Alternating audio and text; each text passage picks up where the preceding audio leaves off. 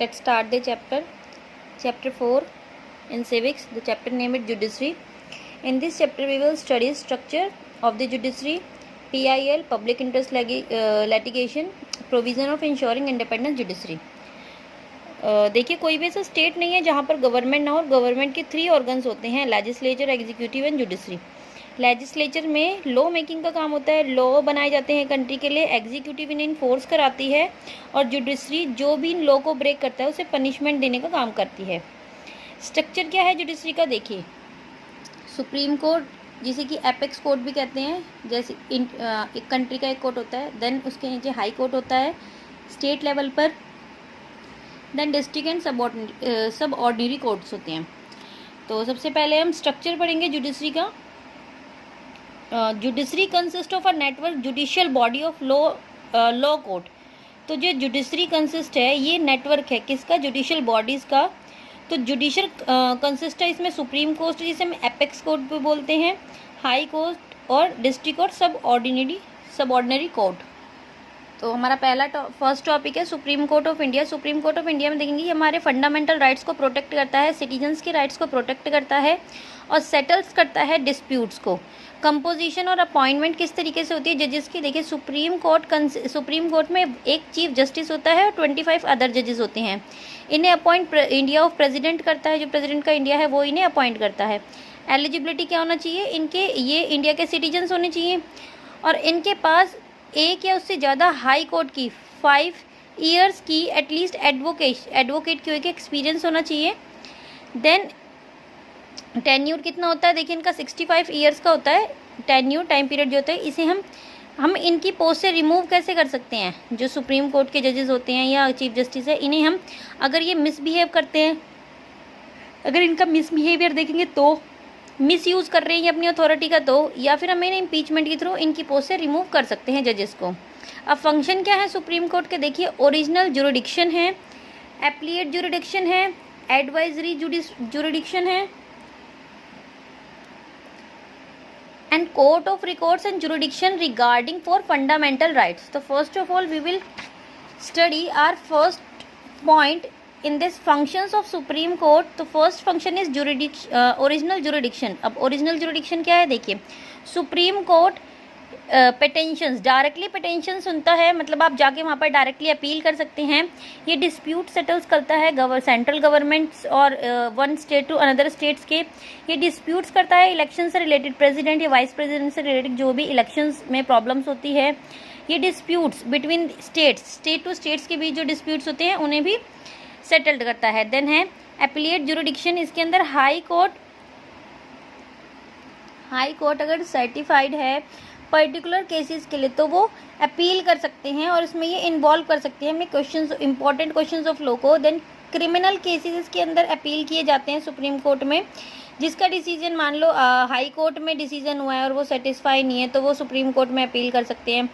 High court के अंदर appeal करने पर अगर आपको ऑर्डर जो उसने दिया है, जैसे कि डेथ का ऑर्डर दिया है या उम्र कैद का, इम्प्रीजमेंट फॉर लाइफ का दिया है, तो भी हम जाके सुप्रीम कोर्ट में दोबारा से अपने केस को फाइल कर सकते हैं। देन है एडवाइजरी जुरिडिक्शन।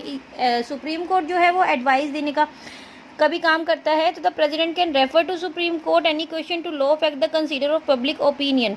तो supreme court can give, supreme को अपने अकॉर्डिंग एडवाइस भी दे सकता है, ओपिनियन भी दे सकता है प्रेसिडेंट को, लेकिन प्रेसिडेंट जो है वो बाउंड नहीं होता सुप्रीम कोर्ट के एडवाइस को मानने के लिए। Next is court of record. Supreme court जो है वो कोर्ट ऑफ रिकॉर्ड होती है क्योंकि उनके पास सारा रिकॉर्ड्स पूरा मेंशन प्रिपेयर करके रखने हैं और सुप्रीम कोर्ट किसी भी रिकॉर्ड से रिलेटेड कोई भी क्वेश्चंस पुटअप्स वगैरह कर सकते हैं, क्या प्रोड्यूस है किसी भी कोर्ट में। तो jurisdiction regarding to fundamental right, इसमें क्या है, जो सुप्रीम कोर्ट है वो हमारे फंडामेंटल राइट को प्रोटेक्ट करता है।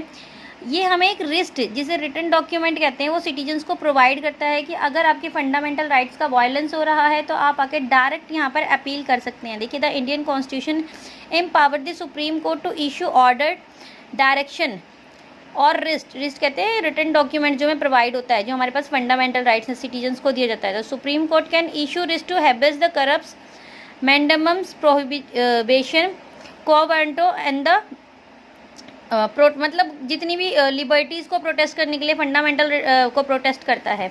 Then high court highest court होता है स्टेट लेवल पर। इसके हमारे यूनियन टेरिटरी और स्टेट्स मिला के ऑल ओवर 21 हाई कोर्ट हैं इंडिया में। अब इसका कंपोजिशन क्या है, देखिए हाई कोर्ट कंसिस्ट करता है, इसमें भी एक चीफ जस्टिस होता है और नंबर ऑफ अदर जजेस अपॉइंट किए जाते हैं प्रेसिडेंट के थ्रू।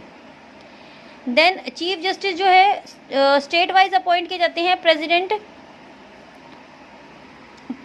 जो है वो कंसल्टेशन लेगा चीफ जस्टिस से और देन और गवर्नर ऑफ स्टेट से देन वो जजेस को अपॉइंट करता है। अब इसमें एलिजिबिलिटी क्या होनी चाहिए चीफ हाई कोर्ट के जजेस के लिए, देखिए सिटीजन होना जरूरी है इंडिया का और judicial official territory of at least 10 year must be advocate in high court. High court में कम से कम 10 ईयर तक उन्हें एक्सपीरियंस होना चाहिए, एज अ एडवोकेट एक्सपीरियंस होना चाहिए।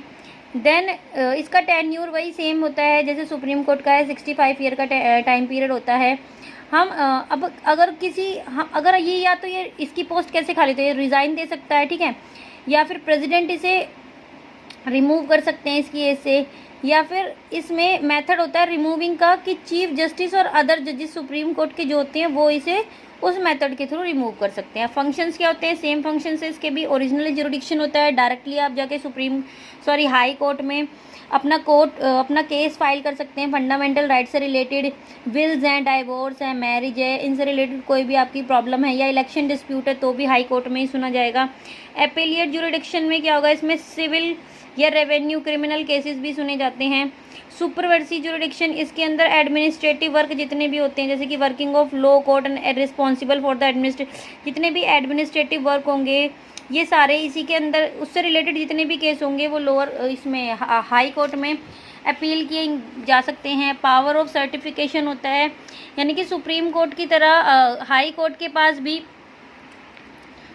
पास भी पर्टिकुलर केस जा सकते हैं। जैसे कि देखिए the high court is empowered to certify that an appeal can be made in Supreme Court in a particular case. In other words, an appeal the Supreme Court can be made only if a requested certificated issue by the concerned High Court. Then कंसलेशंस power होती हैं जैसे कि high court disputes को, कौन से disputes को settles करता है, इलेक्शन से रिलेटेड, यूनियन और स्टेट लेजिस्लेचर से रिलेटेड। अब नेक्स्ट है हमारा डिस्ट्रिक्ट एंड सब ऑर्डिनरी कोर्ट। देखिए डिस्ट्रिक्ट और सब ऑर्डिनरी कोर्ट हाई कोर्ट के अंडर में आते हैं, उनसे बिलो होते हैं। तो the court below the high court, जो हाई कोर्ट से छोटे कोर्ट्स होते हैं उन्हें हम सब ऑर्डिनरी कोर्ट बोलते हैं। इसके अंदर सिविल और क्रिमिनल दोनों केसेस को हम अपील कर सकते हैं, रिलेटेड वहाँ पे सुने जाते हैं। इनके सेशंस होते हैं जैसे कि सिविल, क्रिमिनल, रेवेन्यू, न्याय पंचायत, लोक अदालत, इससे रिलेटेड ये कोर्ट्स होते हैं। अब सिविल कोर्ट में क्या होगा, सिविल कोर्ट में प्रॉपर्टी, लैंड, डाइवोर्स, मैरिज, इनसे रिलेटेड जितने भी केसेस होंगे वो हियर किए जाएंगे। क्रिमिनल में किसी ने किसी का मर्डर कर दिया है, ठीक है, किसी ने किसी को मर्डर कर दिया है, या कि डेकोसिटी या और कोई सीरियस क्राइम्स है, वो सारे क्रिमिनल कोर्ट में होंगे। ये पार्ट है, ये डिस्ट्रिक्ट और सब ऑर्डिनरी कोर्ट्स के पार्ट हैं। देन रेवेन्यू कोर्ट, यहाँ पे प्रॉपर्टी टैक्स से रिलेटेड कलेक्शन या लैंड रेवेन्यू से रिलेटेड जो भी हैं वो अंदर इसमें इंक्लूड होंगे। इसमें 5 टाइप्स के रेवेन्यू होते हैं, जो कि कोर्ट्स में आते हैं। देन न्याय पंचायत, ये लोएस्ट यूनिट होती है डिस्ट्रिक्ट जुरिडिक्शन एडमिनिस्ट्रेशन की। इसमें रूरल एरिया के सारे फंक्शंस परफॉर्म किए जाते हैं जैसे कि ग्राम पंचायत वगैरह। लोक अदालत इमर्ज होती है, क्विक, ये मतलब लो कॉस्ट पे जस्टिस करती है और बहुत जल्दी इसमें डिस्प्यूट जो हैं वो सेटल किए जाते हैं। देन नेक्स्ट है हमारा पीआईएल को हम पब्लिक इंटरेस्ट लिटिगेशन बोलते हैं। देखिए क्या होता है, ये इंडिविजुअली या फिर ग्रुप के बिहाफ पर सुप्रीम कोर्ट में हम इसी केस को फाइल कर सकते हैं। ये जो है it was failed that their interest and undermined by the government के थ्रू ये होता है। ये अगर कोई सिचुएशन में हम डायरेक्टली अपील नहीं कर पा रहे हैं या पब्लिक के बेनिफिशियल में अगर हमें कुछ करना है तो हम पीआईएल के थ्रू अपना केस जो है वो रजिस्टर करा सकते हैं। तो ये एक न्यू लीगल हॉरिजेंट है जो कि कोर्ट में इनिशिएट किया गया है, फोर्स भी किया गया है। किसके लिए, मतलब ये पब्लिक के लिए होता है। तो the PIL has open new horizons for poor people and, गरीब लोगों के लिए है। इसमें क्या सिग्निफिकेंस है, जजमेंट की जाती है उन लोगों के लिए, उनसे रिलेटेड जो भी प्रॉब्लम्स से रिलेटेड उन्होंने केस फाइल किया है उसका सॉल्यूशन किया जाएगा। देखिए नेक्स्ट है रैशनल ऑफ द प्रोसेस। इसके अंदर 2 डिफरेंट टाइप के केसेस होते हैं, civil and criminal. Civil law के अंदर क्या होगा, ये डील करता है राइट्स और ऑब्लिगेशन पीपल्स के, उन्हें प्रोटेक्ट करने के लिए, जबकि अदर हैंड क्रिमिनल लॉ पे डील की जाती है। अगर किसी को पनिशमेंट दी गई है तो उससे रिलेटेड एविडेंस इकट्ठे किए जाएंगे, इन्वेस्टिगेशन होगी। देन नेक्स्ट है हमारा provision of ensuring the independent judiciary. अब देखिए जो ये जुडिशरी है, अगर ये इंडिपेंडेंटली वर्क नहीं करेगी तो किसी का कोई बेनिफिट नहीं होगा, सोसाइटी का कोई बेनिफिट नहीं होगा। तो क्या देखना है कि जुडिशरी जो है वो इंडिपेंडेंटली काम करे। तो फर्स्ट ऑफ ऑल इसमें फर्स्ट पॉइंट क्या दिया है, देखिए ये जो जुडिशरी है इंडिपेंडेंट होती है, ठीक है। तो the appointment of chief justice and other जजेस the supreme court is decided in such a way that only efficient person can come forward. Next is जजेस of supreme court high court are given very high salary, इन्हें high salary दी जाती है, salary के साथ इन्हें बहुत सारी एक्स्ट्रा फैसिलिटीज़ भी प्रोवाइड की जाती हैं। इनका अपॉइंटमेंट बहुत लंबे टाइम तक के लिए होता है। क्वालिफिकेशन इनकी जजेस के अकॉर्डिंग सुप्रीम कोर्ट और हाई कोर्ट की ऑलमोस्ट सेम मांगी गई है। सुप्रीम कोर्ट और हाई कोर्ट जो हैं वो इंडिया में डिक्लेयर करते हैं, लॉ पास करते हैं, लेजिस्लेचर के थ्रू बनाए गए rule and regulation, fundamental right को प्रोटेक्ट करते हैं, मेंटेन करते हैं डिग्निटी, इंडिया की डिग्निटी ये मेंटेन करते हैं इंडियन जुडिशियल सिस्टम की डिग्निटी। देन इम्पोर्टेंस क्या है जुडिशरी का, देखिए ये एक थर्ड ऑर्गन है गवर्नमेंट का। हमने स्टार्टिंग में देखा ना कि 3 ऑर्गन है, लेजिस्लेचर, एग्जीक्यूटिव और जुडिशरी, तो ये थर्ड ऑर्गन है। पीपल्स के राइट को प्रोटेक्ट करता है, सेटल्ड कराता है डिस्प्यूट्स को, लॉ को इंटरप्रेट करता है, प्रोटेक्ट करता है सिटीजन्स के राइट्स को, डिलीवर करता है जस्टिस, सेटल कराता है डिस्प्यूट्स के सेंट्रल और स्टेट के, एडवाइस भी देता है एग्जीक्यूटिव्स को, क्रिएट कराता है न्यू लॉ और फंडामेंटल राइट्स को, ये फंडामेंटल राइट का ये गार्जियन भी है। तो यहाँ पे हमारा चैप्टर खत्म होता है। Thank you, have a nice day.